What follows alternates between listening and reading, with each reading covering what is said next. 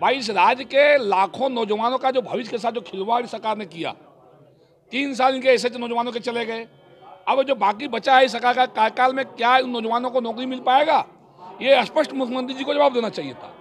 हम लोगों को तो उस समय से ही मुख्यमंत्री पर शंका था जब ये कहने लगे थे, जब पहले इन्होंने कहा कि 5 लाख नौजवानों को नौकरी देंगे 1 साल में हम। 3 साल में इन्होंने एक भी नौकरी नहीं दिया।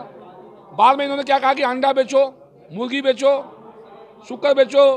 तो ये ठीक है, अल्टरनेटिव जॉब किसानों को चाहिए, नो डाउट। बट आपने कहा कि हम नौकरी देंगे, तार का चढ़ने वाले को सिपाही बना देंगे, जो नौजवानों को नौकरी नहीं दे पाएंगे उनको हम पोस्ट ग्रेजुएट और ग्रेजुएट को सरकारी भत्ता देंगे, बेरोजगारी भत्ता देंगे। एक भी वादे पर सरकार खड़ा नहीं उतरा। तो भाई भारतीय जनता पार्टी इसका पाप का भागी क्यों बने? मैंडेट आपको जनता ने दिया है, आपको नियोजन नीति लानी थी, आपको स्थानीय नीति बनाना था। हमारी जब रघुआ जी की सरकार थी तो हम लोगों ने 1 लाख से ज़्यादा नौजवानों को नौकरी दिया। हम लोगों ने सरकारी टीचर बनाया, हम लोगों ने बनरक्षी बनाया, हम लोगों ने जो है हौलदार की बहाली की, सिपाही की बहाली की, प्यून चपरासी की बहाली की। 3rd और 4th ग्रेड में हम लोगों ने पहले 11 जिला को, बाद में भी 14 जिला को हम लोगों ने 10 साल के लिए आरक्षित करने का काम किया था। आपने उस नीति को रद्द कर दिया और आपने नियोजन नीति आप लाए। तो अब जवाब तो ठीक है, तो आपको जनता को जवाब देना पड़ेगा। अब राजभवन के चक्कर में दौड़ने से नहीं होने वाला है। आप कहोगे राजभवन वाला नहीं के चक्कर में हम जाएंगे। आपको क्या करना है, कोर्ट जाना है, सुप्रीम कोर्ट जाना है कि नियोजन नीति को ठीक करना है, आपको जवाब देना पड़ेगा जनता को ना।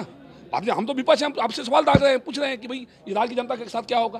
साफ साफ कहना है कि ये बैकफुट पर है पूरी तरह। अब ये रिवर्स गियर में चल रही है। जैसे ही हाईकोर्ट ने नियोजन नीति को रद्द किया, अब ये अपने पुराने फैसलों की समीक्षा करना शुरू कर दिए हैं और उनको लग रहा है कि अब फिर कोई ना कोई मामला ये कोर्ट में जाएगा और हमारी फिर फजीयत होगी।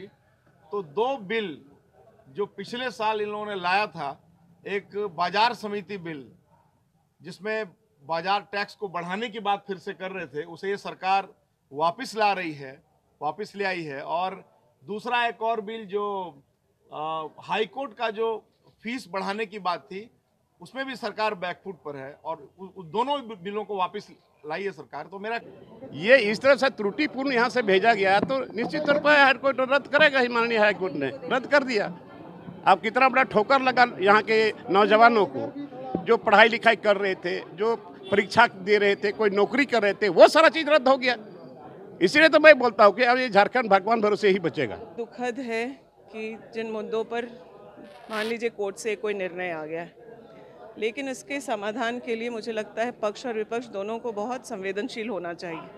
आज पूरे राज्य के लाखों युवा काफ़ी हताशा में हैं और कई तरह की बातें उनके मन में ख्याल में आ रही है और उन्हें, मुझे लगता है कि जिस तरह से कोर्ट का निर्णय हुआ है नियोजन नीति को लेकर के, उससे उन्हें अपने भविष्य को कहीं ना कहीं असुरक्षा की भावना से वो हैं। इस समय मुझे लगता है कि राजनीति के लिए हम लोगों के पास बहुत समय होगा। महिलाओं के मुद्दों का कहीं मुद्दा आता है तो उसका सांप्रदायिकरण करना, या फिर अगर कोई निर्णय युवाओं के खिलाफ आया है तो उसमें ये सोचना कि हाँ भाई सत्ता पक्ष के लोग एम्बैरस हो रहे हैं, इस तरह की बातें नहीं होनी चाहिए। मुझे लगता है कि झारखंड को बहुत ज़रूरत है कि लोग मिलजुल करके कोई रास्ता समाधान निकालें। सरकार को नहीं चाहिए कि जो पॉलिसी हम बना रहे हैं और जिस तरह के डायरेक्शन आ रहे हैं लगातार कोर्ट से, कहीं ना कहीं उस पर देखिए, जो अंदरूनी राजनीति है वो ऐसा नहीं कि सिर्फ मैं उसकी जानकार सिर्फ मैं हूँ, आप लोग भी अनभिज्ञ नहीं हैं। ये जो शय और मात का खेल चल रहा है, इसमें कहीं ना कहीं झारखंड के युवा सफ़र कर रहे हैं, झारखंड की महिलाएं सफ़र कर रहे हैं। ये लोकतंत्र के हित में नहीं है।